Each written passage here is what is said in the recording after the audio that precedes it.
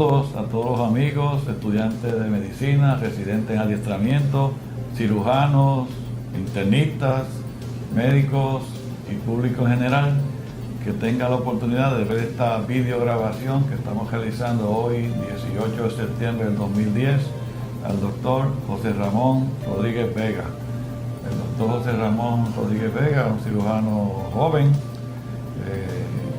pero que ya ha hecho sus huellas en la historia de la cirugía en Puerto Rico, luego de haberse adiestrado aquí en cirugía y educación posgraduada en Estados Unidos.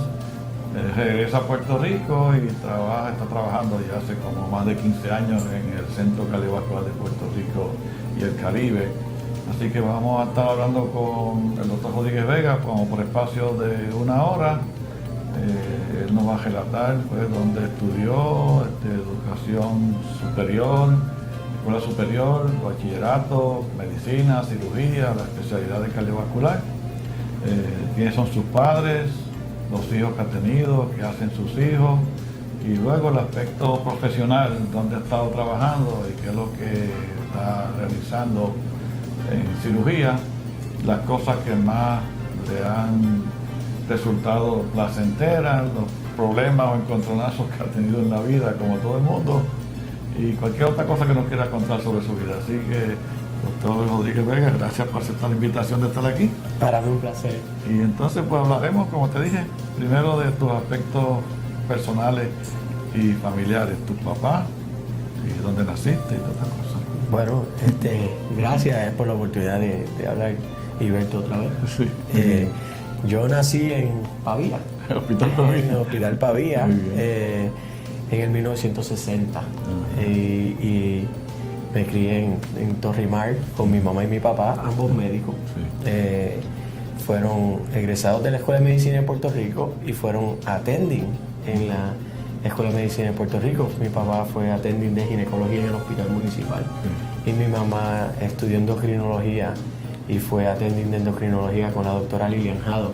En aquella época de la medicina por vocación, en aquella época. Siempre recuerdo que nunca comprendía cuando mami me decía que estudiaron en la Escuela de Medicina Tropical. No sabía lo que era, pero sé que es cerca del Capitolio, por el viejo San Juan, un edificio extraordinario. Y ahora puedo reconocer una foto de mami y papi, ya novios, residentes, estudiantes de Escuela de Medicina en esos balcones que son allí. Obviamente te conoce a papi y a mami, sí. Son personas de una integridad impecable y me enseñaron muchísimos valores. Me educaron, me pagaron toda mi educación hasta la Escuela de Medicina. Yo estudié en San Ignacio y de la época de San Ignacio recuerdo que desde 9º grado estuve en el equipo de lucha libre de San Ignacio y quedé campeón en 10º, 11 y 12.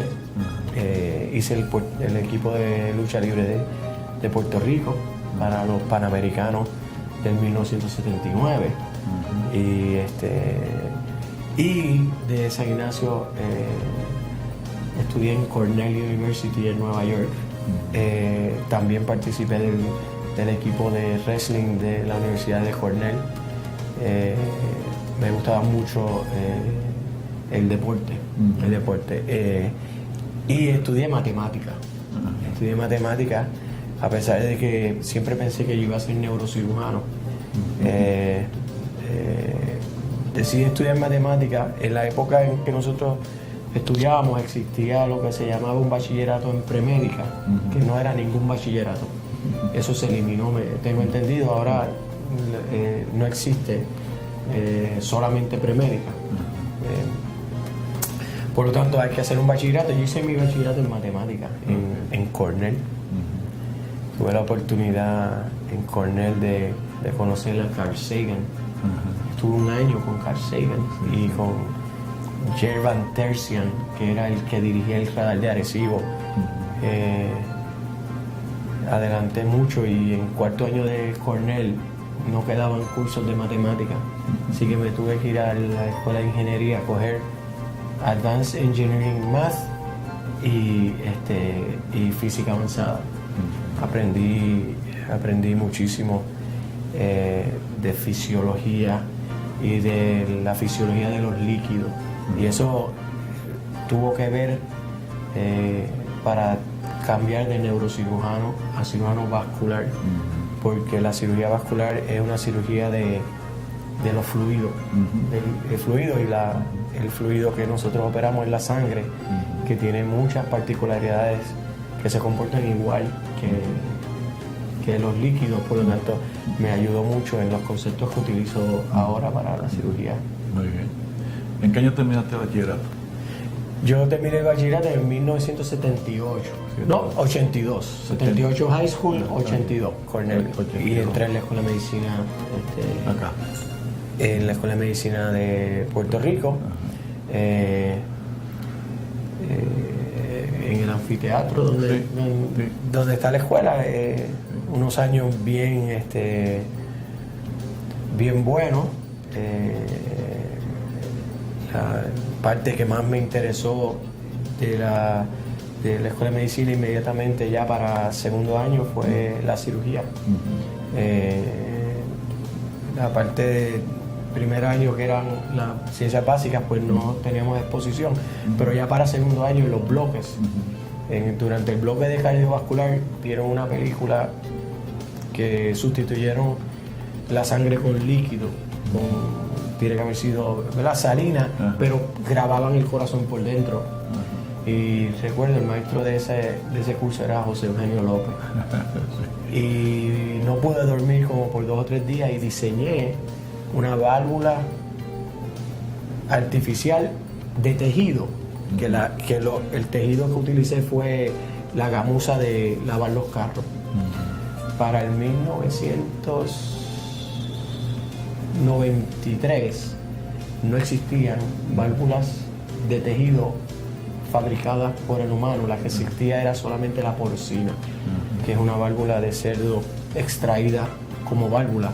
Ahora tenemos la válvula de bovina, que es una válvula de pericardio de vaca, pero es hecha a mano. Y José Eugenio en unas cuantas convenciones se ha levantado y ha dicho que mucho antes, quizás 10 años antes de que se hiciera esa válvula se hubiera comercializado, él recuerda y es testigo, y él lo alega así, que él es testigo de que yo la había diseñado. Recuerdo cuando se trasplantó el corazón de mono, que vinieron de Bailey, vinieron a Puerto Rico, él se lo dijo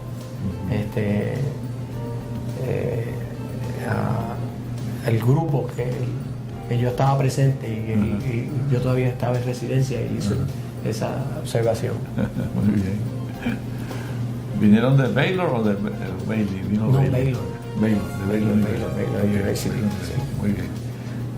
Entonces, tercer y cuarto año fueron los bloques de rotación. Hice todas mis electivas fueron recuerdo, hice un mes con Dr. Sorrentino, Cancer Surgery, Oncology Surgery, hice cirugía general de estudiante en veterano, porque quería tener la carta de recomendación de Ribe Mora y quería tener las cartas de recomendación de ustedes.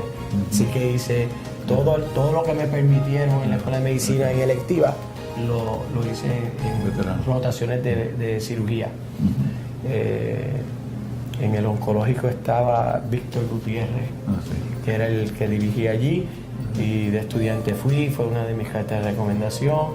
Reynolds López fue una carta de recomendación, y Ribe Mora. Muy bien. ¿Y empezaste cirugía en qué año? Hice cirugía general en el 87. Terminaste 87. 87 y comencé 87.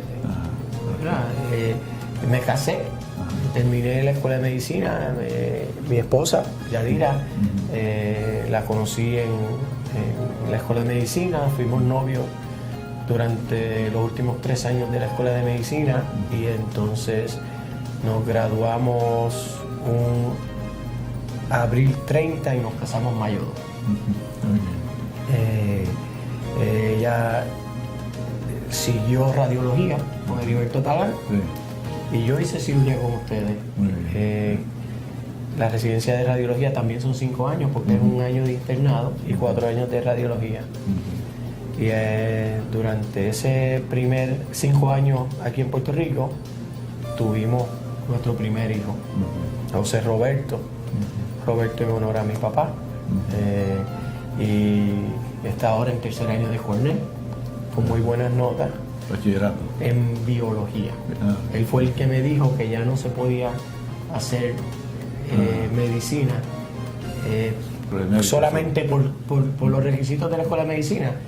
Entiendo que la intención es que antes uno podía entrar en la escuela de medicina con 3 años de universidad sin bachillerato. Y como tú sabes, las enfermeras les requieren un bachillerato para ser graduadas. Tengo entendido que la escuela de medicina adoptó esa... Sí, que tengo bachillerato completo. Que tenga un bachillerato. Acá El también, más exacto. común es biología. Sí. El más común es biología, pero yo entré con matemáticas. Sí. O sea que si cumplen los requisitos Claro. de que ellos exigen en la escuela de medicina, pues puedes tener bachillerato en lo que usted quiera. Muy bien. Y estuve los 5 años, ¿verdad? Y después en el 92 me gradué y en el 92 entré en la Universidad de Hahnemann. Mi último año de cirugía general, por poco no me permiten coger los boards de cirugía general porque yo hice 3 meses de cirugía cardiovascular. Y para el año 92 los boards de cirugía general y las residencias empezaron a quitarle importancia a la rotación de cirugía cardiovascular y ya los seniors no rotan por cirugía cardiovascular porque es una subespecialidad aparte. Por lo tanto, ellos prefieren que hagan trauma y cirugía general a que estén. Pero el doctor Reynolds López le escribió una carta que yo había hecho eso y que tenía todo el volumen de casos necesarios para graduarme por una necesidad del departamento, y entonces me dejaron coger. Hice mis últimos 3 meses con el doctor Efraín Defendini. Y entonces cogí todos los boards ahí.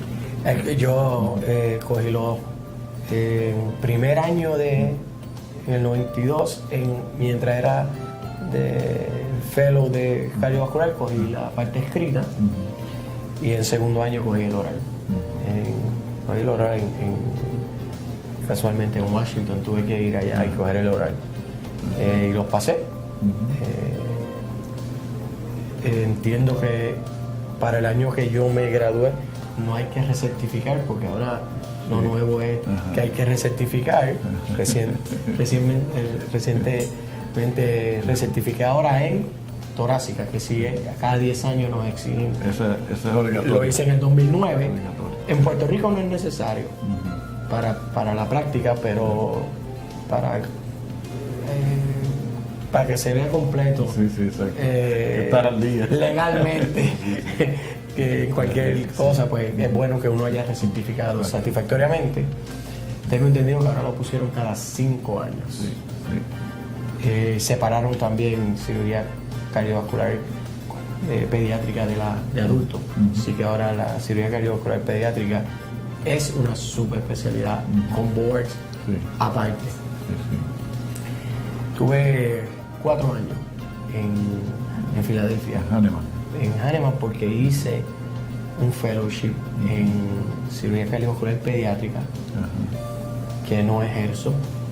Hice un fellowship en cirugía oncológica del tórax en el Fox Chase Cancer Center. Y después regresé otra vez un año a Hahnemann como chief resident en mi último año. ¿Quién era el jefe de cardiovascular allí en ese momento? El jefe de cirugía cardiovascular es Stanley Brockman. Stanley Brockman vino de Jefferson. Stanley Brockman entrenó con Lehigh en la residencia y estuvo presente en las primeras cirugías de corazón cuando hicieron los primeros ASD, BSD. Él tiene películas y nos las enseñó.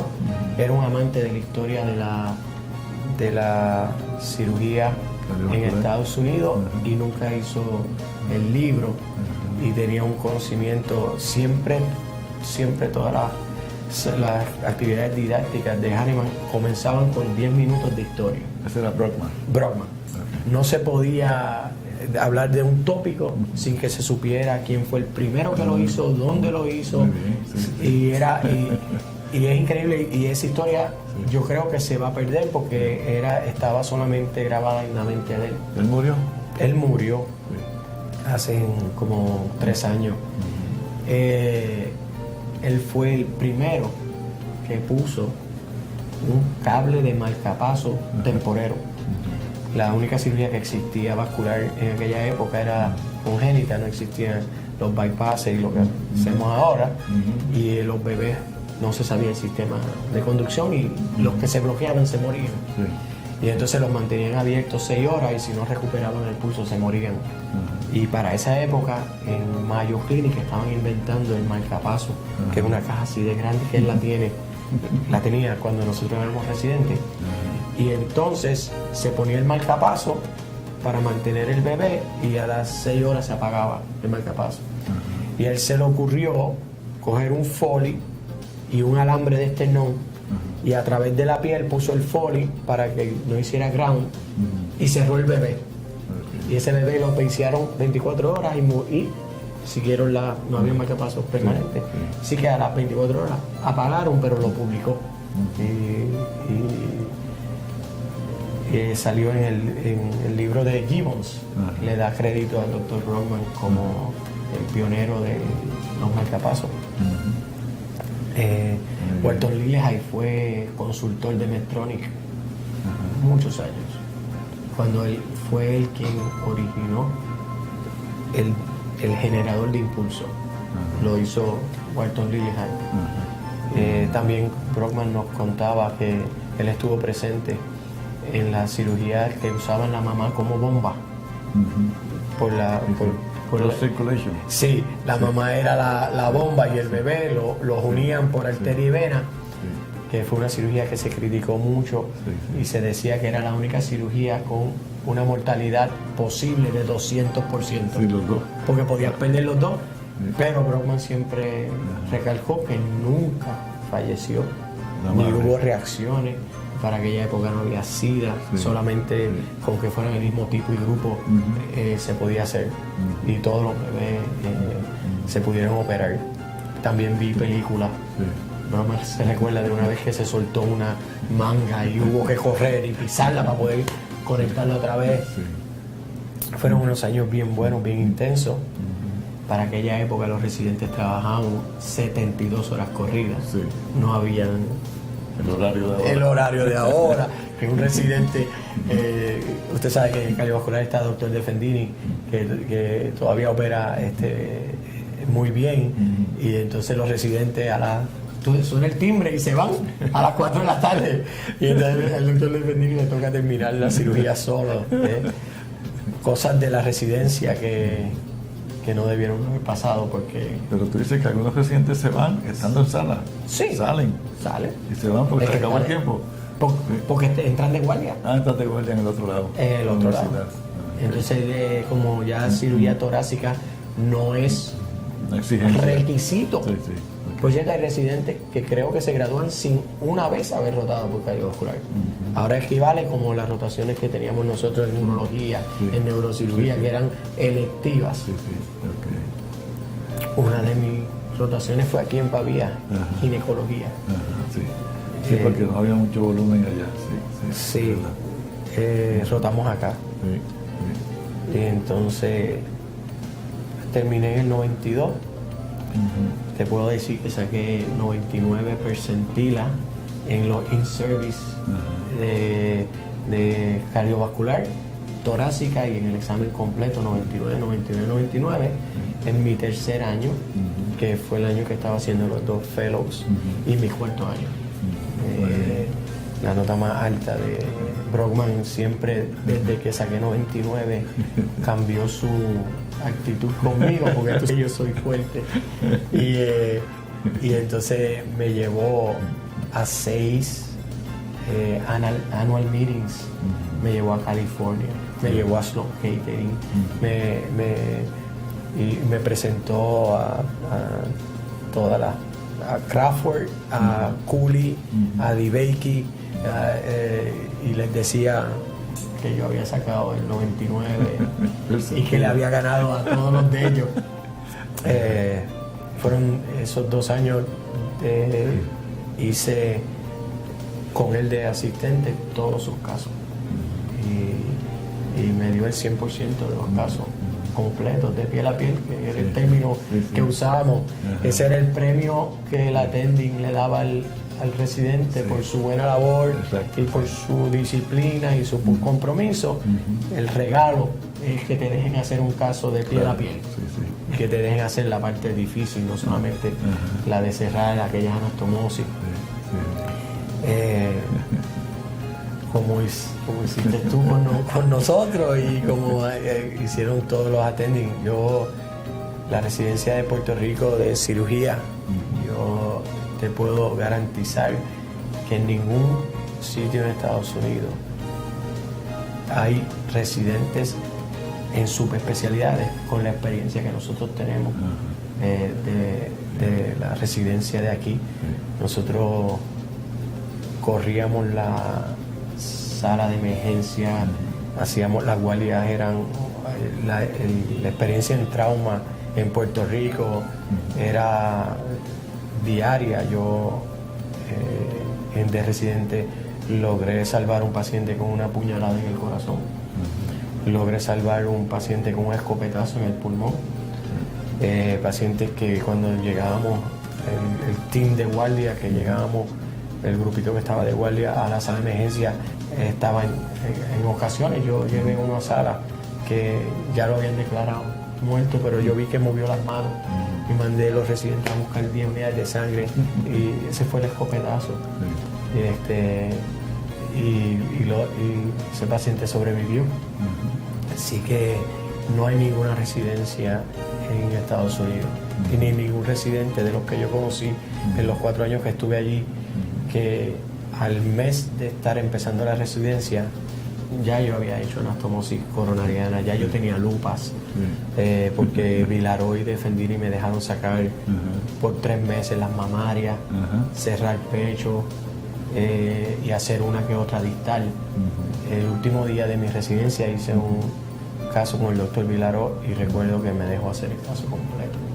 De residente yo llegué y llamó a Brockman, porque el doctor Vilaró estudió en Hannibal. Sí, estuvo yo también. Y doctor Vilaró llamó a Brockman y le dijo, desde el primer día lo puedes dejar canular y sacar la mamaria porque lo va a hacer mejor que ustedes. Y obviamente fue una buena impresión que Brockman tuvo, claro, y que él transmitió. Y desde que llegué pues empecé a lo que nos gusta, que es coser. Sí, sí. Muy bien. Entonces terminas allá. Allá nace mi segundo hijo, que es Marla. Marla, mi esposa estuvo preeclampsia, estuvo 3 meses en cama con monitor, las presiones en 200 para arriba, y Marla nació de 4 libras, 4 libras 4 onzas, en el hospital de Jefferson. Y yo estuve en la cesárea y el neonatólogo la observó por 1 hora y la mandó a término, porque a pesar de que pesó 4 libras, tenía las 38 semanas. Y entonces rompió el récord del bebé de más bajo peso en nursery término casi por 1 libra, porque había sido de 5 libras y unas cuantas onzas, y ella pesó 4 libras 4 onzas. Marla está ahora en 3er año en St. John. Acaba de regresar de Harvard, de coger 8 créditos en verano universitarios en 3er año de high school. Por lo tanto, Marla se gradúa de St. John con 8 créditos Universitarios de Harvard. Y ahora este verano, que sería su último verano, ella tiene toda la francés advanced en 11 y va a ir el verano completo a Francia a rotar para mejorar su acento francés. Tiene toda A, alfa, omega, alfa, no, primeros honores, National Honor Society, y Marla quiere ser dermatóloga. Muy bien. Dermatóloga. Y regreso a Puerto Rico en el 96, que nace mi hermanito gemelo José Julián. Ajá. Tengo un hijo que tiene ahora 14 años, del 96, cumple 15 en junio que viene. Y José Julián es un retrato de cuando yo era chiquito, Sí. en comportamiento y en su físico. Es tu clon. Le dicen así, le dicen el cloro. Es casi ADD, pero Bauer-Meiser no lo diagnosticó. Es como yo fui, es un niño bien hiperactivo, no teme a nada. A los 10 años quedó campeón de gimnasia y fuimos a Estados Unidos, y en Estados Unidos cogió oro en las anillas y en la barra alta. Ya lo saqué de gimnasia porque ya estaba haciendo cosas demasiado peligrosas. Ajá. Y como no tenía miedo, pues yo lo saqué, porque vi 2 lesiones severas y ahora está jugando golf. Hubo que medirle el IQ por los problemas que estaba teniendo Sí. y ni me atrevo a repetirlo, un IQ exageradamente demasiado alto. Ajá. Y por eso lo cambiamos de escuela, ahora está en San Ignacio. Entre José Julián y yo, la diferencia yo creo que está en que la disciplina mi papá me la hizo con correa y eso funciona. Pero con José Julián yo nunca he usado la correa, y la amistad que tenemos, yo he logrado transmitirle la importancia de que cuando él está en la escuela prestar atención, porque yo en la escuela pues No prestaba atención. no mucha. No, cuando ya entendía, lo peor que le puede pasar a un estudiante hiperactivo es que cuando ya tú comprendes lo que el maestro está dando, entiendes que todo el mundo comprende y molestas. Pierde el interés. Y molesta, y aún a mi edad todavía pues quedan unos rasgos de eso que cuando una vez ya yo entiendo todo, pues entiendo que es ley. Pero he aprendido mucho con los golpes, como tú dijiste, los golpes de la vida. Sí, me siento más tranquilo que hace 10 años atrás. Y empecé en el cardiovascular en el 96. Inmediatamente hubo un boom, crecí gracias a que en el centro cardiovascular había una lista de espera para operarse, porque eran solamente 3 cirujanos. Estaba Defendini, Vilaró y González Cancel, que estaban con la escuela los 3. Y entonces había una gaveta con 60 pacientes en lista de espera. Y recuerdo como Defendini me llevó a la oficina y me dijo: abre esa gaveta, coge 20 y empieza. Y no eran los 20 más fáciles, por eso estaban en gaveta. Así que empecé con los menos malos de los 60 y los hice los 60. Ellos se pusieron contentos que alguien estaba vaciando la gaveta y yo hice los 60 y ¿En cuánto? ¿Un año? No, yo empecé, en mis primeros 6 meses hice 135 cirugías y tuve 0 mortalidad en los primeros 120. Qué bien. Y eso se regó rápido. Y entonces el segundo, el tercero y el cuarto año sobrepasé las 400 cirugías de corazón, que ya eso no va a ocurrir más porque somos 11. No, son muchos. Sí. Entonces no hay espacio para que se hagan, porque cuando yo llegué éramos 4 conmigo y habían 6 salas. Exacto. Ahora somos 11 y hay 6 salas. Exacto. Por lo tanto, nadie va a tener la oportunidad de poder hacer 3 casos diarios todos los días de lunes a viernes. Y pues siempre he mantenido una mortalidad menor del 1%, 0.8, 1.2, y he tenido 3 años diferentes en que he tenido cero mortalidad, 300, 400 cirugías corridas, y nunca, hasta el día de hoy he perdido un paciente en sala. Muy bien. Nunca. Sí, sí. Siempre, pues los que he perdido han sido por complicaciones postoperatorias, que eso, la mayoría están fuera de las manos de uno. Pero ahora llevo una práctica un poco más limitada, porque hace 5 años mi esposa le dio cáncer de seno y tuvo un año con la quimio, y los viernes era la quimio y nos íbamos, para que los nenes no la vieran con las náuseas, nos íbamos a Fajardo. Y entonces cuando terminó la quimio, pues me miró a la cara y me dijo, ¿me regalas los viernes de ahora en adelante? Y le tuve que decir que sí, obviamente, y no me arrepiento. Sí, que no opero los viernes, solamente algún caso que algún cardiólogo quiera porque es familia o algo que con mucho gusto se hace, pero tengo una práctica entonces de lunes a miércoles, usualmente 2 casitos son 6, y entonces jueves hago la oficina. Muy bien.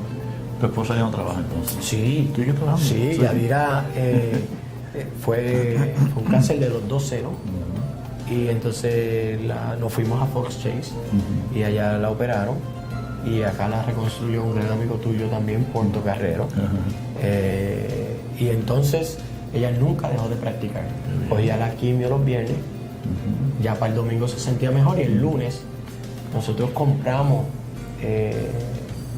la práctica de un radiólogo en Manatí, de Rivera Arroyo, que estaba retirándose, y era un edificio aparte, y entonces ese edificio se convirtió en la oficina de mi esposa. Y no había MRI, y solicitamos los permisos por el certificado de necesidad de conveniencia a través del Departamento de Salud, y nos otorgaron los permisos y se puso un MRI, y el CT que era de los viejos se cambió a un CT nuevo, y ella tiene una práctica muy bonita que me permite, con la ayuda económica de los dos, me permite disfrutar más suave, y haber cambiado el punto de vista de la vida y la competencia. Siempre fui bien competitivo. Me gusta la palabra de que el mejor, pero el mejor solo puede ser uno, no puede haber 10 el mejor, y de vez en cuando pues uno tiene que reconocer que hay otras personas que son igual que uno. Y pues en estos últimos 5 años que hemos visto la vida diferente. Claro, no es fácil. José Julián tenía 9 años. Y entonces, cuando ella se enfermó. Cuando ella se enfermó. Y obviamente pues realizamos que había una posibilidad, ¿verdad? Que eso fuera terminal, que no lo ha sido. Ella está negativo. Ella recuperó toda físicamente y se ve bien rosada, o sea, no se ve enferma, y estamos disfrutando de la vida y la práctica. Muy bien. Ella tiene tu edad más o menos, ¿no? Y Yadira tiene un año menos que yo. Yo tengo 50 años y Yadira tiene 49. La vida es buena y se puede hacer las dos cosas, ser un buen profesional. Próximamente voy a publicar un case report que hice esta semana, que tú sabes que ahora la enfermedad cardiovascular se está tratando con los stents. Y el recobro es tan bueno que lo están haciendo por encima de la cirugía por mucho. Pues no hay un artículo todavía escrito de remoción de un stent. Y operó un señor joven con un stent la semana pasada, y él tenía enfermedad por encima y por debajo del stent. Por lo tanto, el bypass por debajo del stent no era suficiente, y yo le iba a hacer 2 bypasses, uno por encima y uno por debajo. Y en el área de por encima del stent no era abrible la arteria porque estaba totalmente calcificada, y tuve que empezar a hacer una endarterectomía, y en esa endarterectomía se vio el stent completo con toda la enfermedad. Por lo tanto, a todo el que se lo he comentado en esta semana, cardiólogos y los nuevos entienden que ese es un buen case report para los annals o alguna revista de... ¿No se ha reportado antes? Nunca se ha reportado la extracción de un stent. ¿Y qué hiciste en ese segmento? ¿Pusiste una vez? Un palcho con la misma mamaria. Ajá. Con la misma mamaria le hice un palcho. Porque la arteriotomía de una endarterectomía no es completa. Sí. Uno abre suficiente y ella se va despegando. Ajá. Y entonces sí te queda una arteriotomía 3-4 veces más grande que la que uno usualmente hace, pero se le hace un techito. ¿Y el paciente está bien? ¿Se cobró bien? Recobró como si no se lo hubiera hecho, ¿verdad? No infartó y no tuvo complicaciones. Y el hijo del doctor Cox, de la Escuela de Medicina, Rafael Cox, del grupo de García Palmieri, el hijo está estudiando y le gusta publicar, está haciendo fellowship en cardiología, y él se ofreció para hacer todo el search de los artículos. Entonces lo vamos a probablemente convencer al paciente que me permita dentro de un mes cateterizarlo selectivamente, solamente el área del bypass, para entonces documentar que está patente y todo. Y que está patente y que se ve, que el área donde estaba el stent se ve bien. Porque en 5 años o menos, el porciento de los pacientes que vamos a operar con stents va a ser el 90%. Exacto. Porque todo el mundo se está diagnosticando más temprano y se le están poniendo stent. Y el stent va a lograr, obviamente, agudamente manejar los pacientes, pero a largo plazo no ha sido... no resuelve el problema permanentemente. No lo ha resuelto y entonces la cirugía va a ser necesaria. Sí nos ha hecho una merma en estos últimos 2 años. En el centro cardiovascular este año vamos a hacer 300 cirugías menos que el año pasado, que hicimos 1500. O sea, el centro cardiovascular hace más que todos los otros programas sumados juntos. Pavía, San Pablo. Todo de Puerto Rico. Todo Puerto Rico, incluyendo Mayagüez, Ponce. La suma de todos los casos no llegan a 1000, nosotros hacemos 1500. Muy bien. Y nunca he tenido oficina en otro hospital. Siempre he estado allí. Desde el día número 1 tuve la suerte que habían hecho 6 oficinas para alquiler y habían 2 oficinas sin alquilar.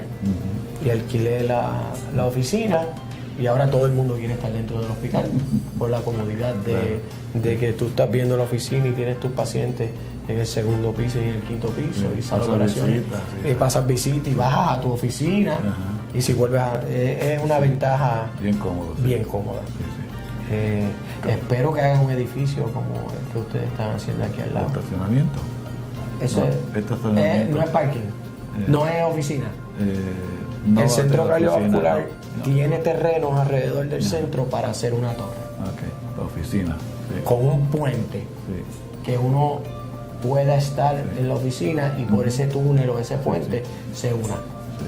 A los 2 lados y atrás, en la Américo Miranda. Y el centro también tiene hotel, ¿no? Que eso el centro lo tuvo, lo cerró. Ya está abierto. Depende, como bien tú sabes, de las administraciones. Ciertamente, pues, eso es un issue que no es para este tópico, pero cambia la política, cambia la medicina en Puerto Rico. Sí, verdad. ¿Y cómo es la fuente de referido? Entonces ya no hay casos esperando. ¿Y lo que tú haces, te lo refieren a ti o es al centro en general o los sorteos? No, nosotros, el centro tiene 115 cardiólogos con privilegio. Y entonces cada cardiólogo tiene su médico cirujano de preferencia. En la época en que yo llegué, todas las consultas de los pacientes asegurados por salud, que después fueron los de la reforma, que ahora los van a hacer los de Mi Salud. Ese grupo de pacientes iban a la oficina de Rosita, que era la secretaria de Fendini, y Rosita los distribuía. Ahora, porque esos pacientes eran parte de tu sueldo, así que nadie los quería. Ahora los pagan. No te pagan, sí. Por lo tanto, ahora no esperan. Okay. Se operan los pacientes Bastante rápido. 2 semanas. Sí, ok. Como mucho, de 2 a 3 semanas para coronaria, y en válvulas se hace un arreglo con el paciente para que él haga arreglo con la familia, quién va a llevar los niños a la escuela, qué weekend le conviene a su pareja para estar con ella durante la hospitalización.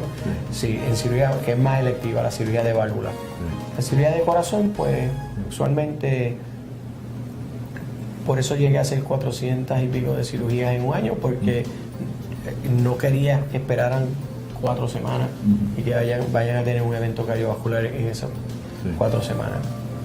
Okay. En ese sentido, la reforma ha sido bien buena para los pacientes cardíacos, ¿no? La reforma ha sido bien buena para todos. Y la nueva intención de que esos pacientes puedan seleccionar libremente a los médicos es una idea extraordinaria, porque en la IPA que manejaba el grupo de pacientes le convenía al que manejaba la IPA darle aspirina y más nada. Aguantarlo. Por lo tanto, todavía, a pesar de que esos pacientes que eran médicos indigentes, que solamente podían venir a centro médico y tener, por ejemplo, a Defendini y a Vilaró bajo un sueldo por la escuela, pues entonces ese paciente requería de ese referido para entonces llegar acá. Okay. Y entonces el referido a veces tardaba.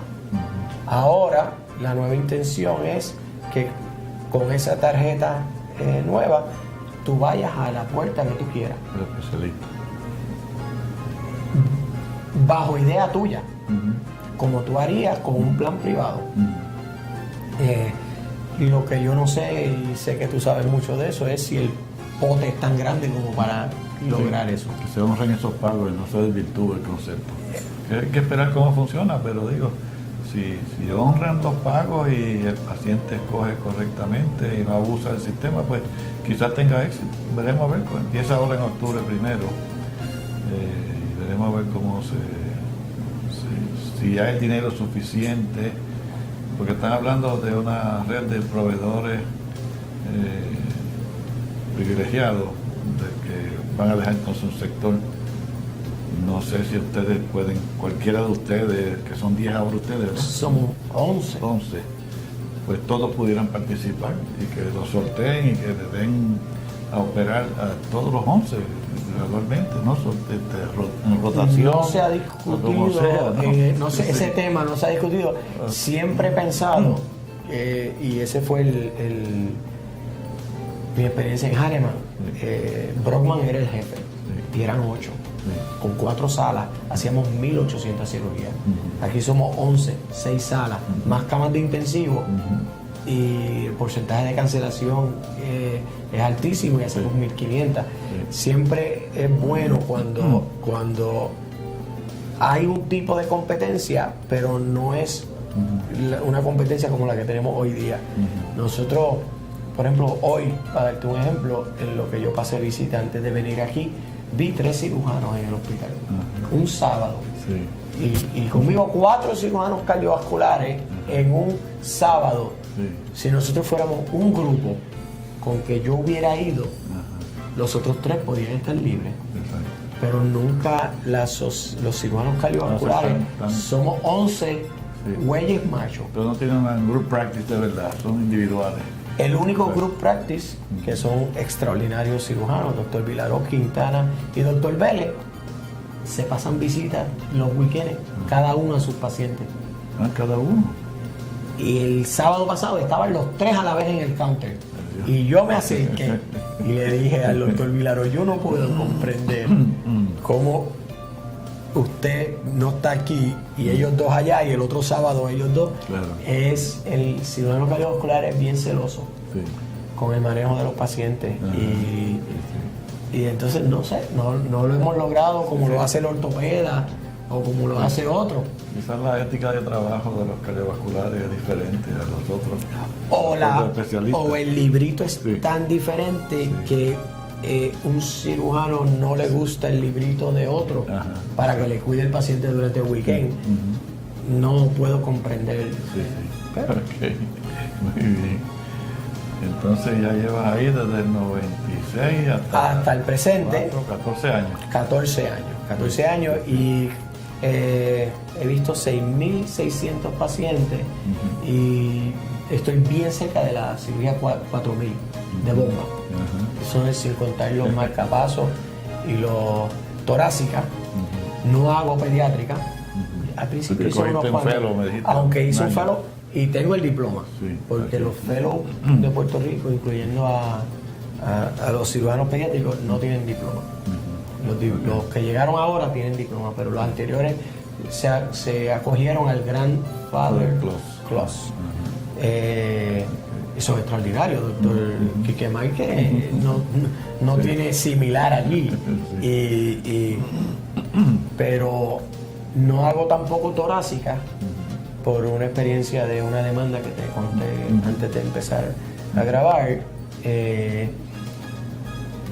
Yo hacía torácica y hacía torácica por heridas bien pequeñas y hacía como hago mi cirugía vascular que la hago bien cosmética y entonces y hacía válvulas por debajo de los senos y me gustaba que el final, que es lo que yo digo que es la firma del cirujano, se viera bien bonito, pero por un error de juicio honesto de mi parte, entiendo, vi una lesión que me era bien sospechosa de cáncer y que tenía lesiones satélite. Y en el centro cardiovascular no había Frozen.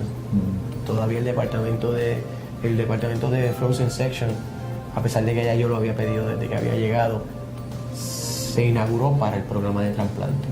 Porque sin Frozen Section tú no puedes diagnosticar rechazo y tú no puedes tener un programa de trasplante que a la media hora tú tienes que tener diagnóstico de rechazo.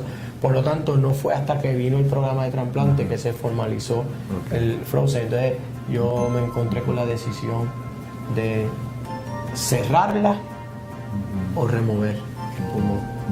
Y pues decidí removerlo por las lesiones satélite que tenía, hacer una cirugía completa y el diagnóstico vino que era una histoplasmosis. Y esa paciente, la cual yo no quería, no le había recomendado que se operara, no se había estudiado adecuadamente, pero era empleada. El neumólogo estaba insistiendo en que ella no podía dormir, que ella creía que se iba a morir de cáncer y de esto. Me hicieron operarla más rápido de lo que hubiera hecho si no hubiera sido así, y entonces me demandó. Y me molestó tanto que decidí no hacer cirugía torácica. Y ahora las cirugías torácicas que he hecho se las refiero al doctor Defendini, y entonces si estoy libre me meto con él.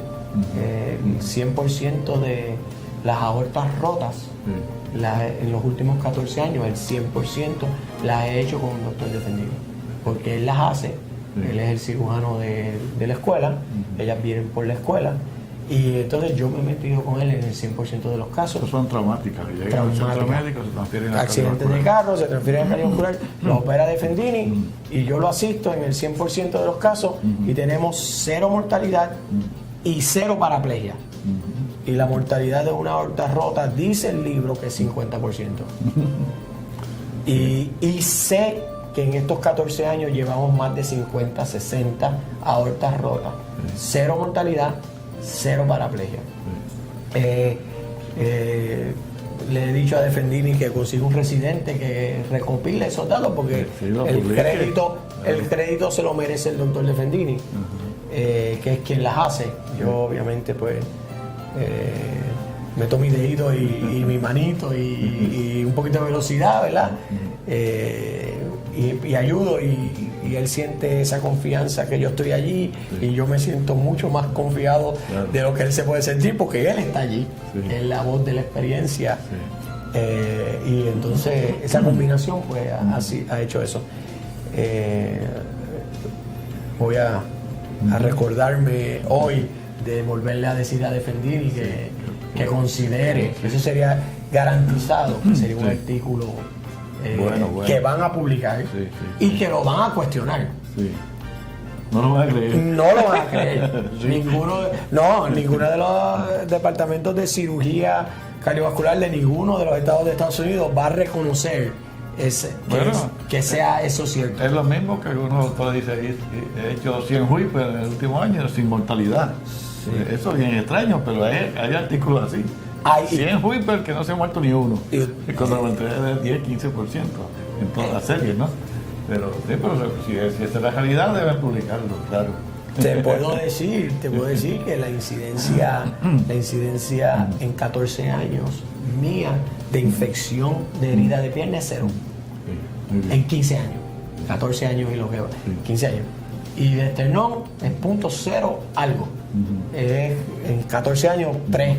Una cosa extraordinariamente, increíblemente baja. Porque la incidencia de infección aceptada y en el cardiovascular está como en el 2%. Muy bien. Mira, cuéntame de ese caso otro que tú tuviste, médico legal. De la bomba. Del caso de la bomba que operaste, que la bomba tuvo una falla eléctrica, ¿fue? Tuvo una falla eléctrica. Ese es un caso de un muchacho joven que tenía pánico a la cirugía y me había cancelado la cirugía 3 o 4 veces y el corazón, insuficiencia mitral, y el corazón seguía deteriorándose y yo lo convencí de que se operaba y le dije que yo tenía 0 mortalidad en sala y no murió en sala. Por lo tanto que en verdad con 0 de riesgo no veía porque no se atrevía. Y empezamos a hacer la cirugía rutinariamente y a la misma mitad de la cirugía, bajando la válvula, el perfusionista salió corriendo de la sala. Y yo no sabía por qué. Y cuando miro, la bomba está apagada. Y ya estábamos calentando. Y yo sabía que si en 2 minutos no prendían la bomba, no iba a despertar. Y entonces entra con una bomba nueva y empieza a cambiar los tubos. Le pregunto si necesita ayuda. Me dijo, no. Y yo, para no ponerlo más nervioso, recuerdo que aguanté la respiración y tuve que respirar. Y dije, me preocupó y conectó la bomba en un periodo de tiempo que él alega que fueron menos de 2 minutos. Yo siento que fueron más de 5. Y entonces seguí la cirugía perfecta. Salió todo perfecto, salió de bomba, llegó intensivo y nunca despertó. Tuvo anoxia.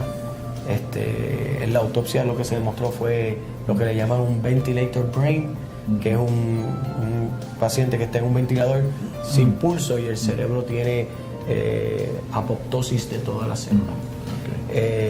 Yo lo documenté y se lo dije a la hermana y a la esposa que había ocurrido un fallo de una bomba. Hoy duele porque lo que había ocurrido era que se había desenchuflado la bomba y la bomba se fue en batería y el perfusionista siguió el caso en batería sin notificarlo y la batería se gastó porque la batería te da media hora, 45 minutos en lo que tú buscas otras bombas si se te daña la bomba. Nosotros tenemos 2 baterías. Tenemos la batería gigante. Si se fuera la luz completa en el hospital, no tenemos que esperar que entre la planta eléctrica. Tenemos un USB, las baterías que corren la bomba completa. Y cuando esa se gaste, tenemos la de la bomba. Por lo tanto, y ya entró la planta. Esto era algo que era imposible que ocurriera. Porque si él me hubiera dicho que está en batería, yo le hubiera dicho enchúflala porque las luces estaban prendidas. Ese caso me demanda García Rodón. García Rodón logra, no sé cómo, un tecnicismo legal, coger jurisdicción en Estados Unidos. porque una hermana vivía en Estados Unidos. Ok, lo lleva a la Corte Federal. Y me lo llevan en la Corte Federal, en Puerto Rico. Entonces, por la hermana, porque ni la esposa ni los hijos viven en Estados Unidos, pero García Rodón sabe, y demandan por $3.8 millones. Estaba claramente documentado en la primera nota de Progreso que lo que le había ocurrido era un evento anóxico. Le dije a la esposa que no tenía que hacer autopsia porque ya estaba, yo le había puesto lo que salió en la autopsia, yo lo sabía y se lo había escrito. Le hicieron autopsia y tenía un cáncer regado.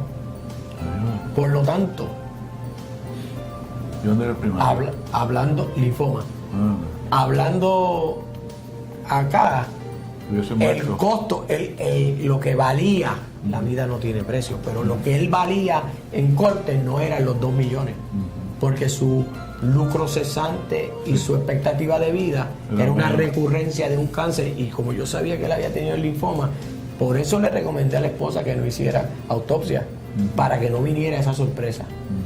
Y tenía todos los nódulos retroperitoneales positivos. Pero todavía no me han sacado de esa demanda.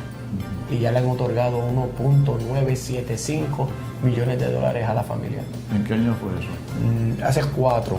¿Cuánto se decidió? No, todavía el caso está activo en mi contra solamente.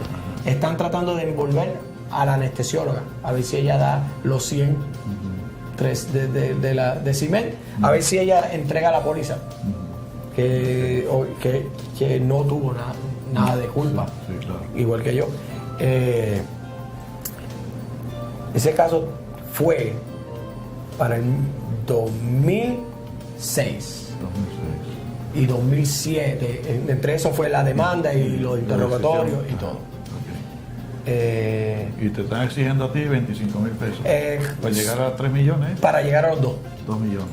Para llegar a los 2 millones, pero le mandé a decir a García Rodón que me lleve a corte. Y que en corte me diga que él me va a hacer todas las preguntas que quiere y yo le voy a hacer una pregunta. ¿En qué momento yo incurrí en una negligencia o en una mala práctica? Y si yo incurrí en una negligencia o una mala práctica, pues yo debo pagar por eso, pero si no lo incurrí. ¿Y él tiene un perito en contra tuyo? El perito en contra mía es un americano que se ganó $30,000 en el peritaje, que dice que yo era el capitán del barco. Eso no se acepta aquí. Eso no se acepta en Puerto Rico. Esa doctrina no se acepta en Puerto Rico. Pero en federal. En la federal, Que por yo haber sido el capitán del barco,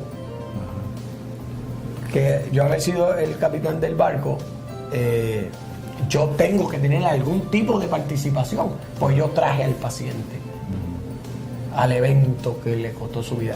Esa es su única teoría. No hay teoría de mala práctica ni nada, y las deposiciones así lo establecieron. Oye, es curioso, entonces la Corte Federal acepta el concepto de Captain of the Ship. Yo no sé. Yo entiendo que no, pero esa es la teoría en mi contra. No, yo entiendo que no, pues yo tuve un caso así en los años 70 y pico en la Corte Federal y no aceptaron la doctrina de Captain of the Ship. Bueno, pero averiguate eso bien para que te defiendas bien de ese caso. No se va a ver, ¿verdad? Quintana, no se va a ver porque el licenciado García Rodón no va a llevar un caso por $25,000. Okay, muy bien.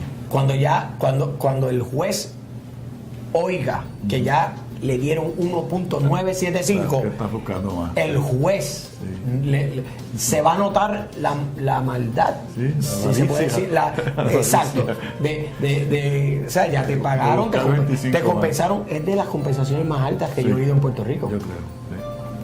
Entonces se va a traer el cáncer recurrente. Por lo tanto, no valía los 1.9 y te dieron de más. Por lo tanto, el caso García Rodón no lo va a llevar a la corte. Muy bien. Y tengo 2 demanditas más. ¿Sí? Una quemadura yo lo operé de corazón y con no se sabe, pero se quemó. Una quemadura en la espalda que el hospital pagó, y una úlcera de cúbito en un parapléjico que operé de corazón con colostomía, que salió todo bien, y en la casa le dio una úlcera de cúbito. Ok, muy bien. Quiero preguntar, tú empezaste y me dijiste ahorita que tú eras hiperactivo y que tu hijo menor también es hiperactivo. ¿Y quieres ser cirujano cardiovascular? Yo te quiero preguntar, ok, eso es que voy. ¿Tú crees que existe una personalidad típica de los cirujanos? Que los cirujanos nos parecemos todos y que tenemos unas cualidades similares y que escogemos esa profesión porque tenemos esas cualidades. No solamente, te voy a hacer la contestación al revés. Debe ser un requisito. Okay. Esa personalidad. Ser como nosotros somos. Okay. Porque a pesar de esa seguridad que yo te he transmitido, que yo tengo en mis manos, te puedo confesar que en 2 o 3 ocasiones, en estos 14 años, una fue en una carótida, que no podía, el flap se me estaba subiendo demasiado alto, y me ha dado una temblequera. Que la temblequera se percató todo el mundo porque estaba moviendo hasta la cabeza.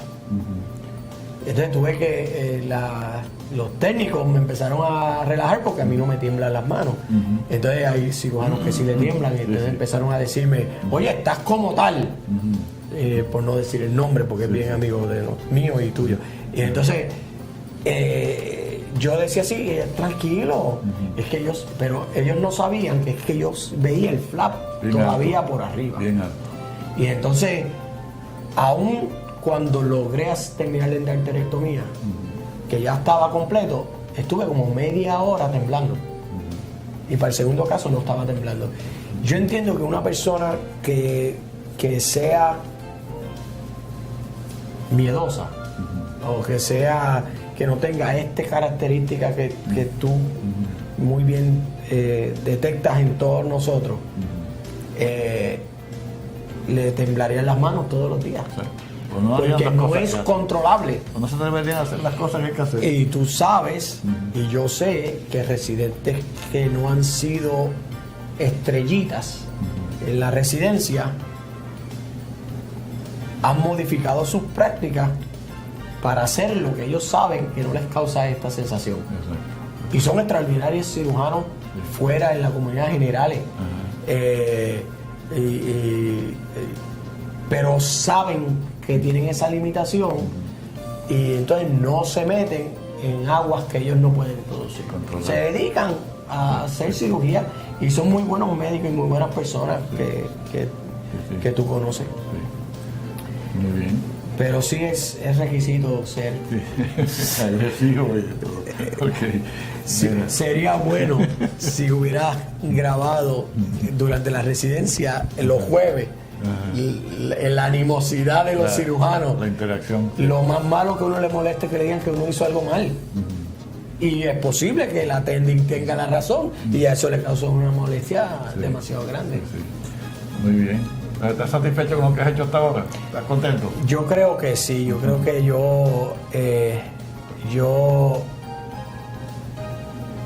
mi intención cuando yo llegué era pertenecer a la escuela.